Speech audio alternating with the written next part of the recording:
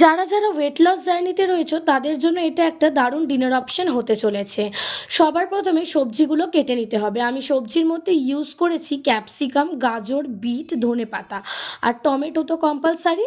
তারপরে কাঁচা লঙ্কা, রসুন আর পেঁয়াজ। সব সবজিগুলোকে ভালো করে কেটে নেওয়ার পরে প্রেসার কুকারে সেগুলোকে দিয়ে নিতে হবে। ভালো করে ধুয়ে প্রেসার কুকারে দিয়ে নিয়েছি।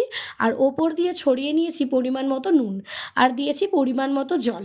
তারপরে প্রেসার কুকারে 3টে সিটি হওয়া পর্যন্ত অপেক্ষা করতে হবে। তারপরে একটু ঠান্ডা করে নিতে হবে। তারপরে একটা মিক্সার গ্রাইন্ডার দিয়ে একটা স্মুথ পেস্ট বানিয়ে নিতে হবে।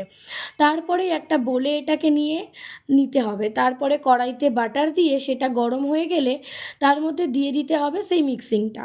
আর পরিমাণ মতো যদি মনে হয় জল লাগবে তাহলে জল দিতে হবে। তারপরেই আমি অ্যাড করেছি একটু কর্নফ্লাওয়ার গোলা জল। এটা সম্পূর্ণ অপশনাল। তারপরে ব্যাস সার্ভ করে নাও, গরম গরম টমেটো স্যুপ রেডি।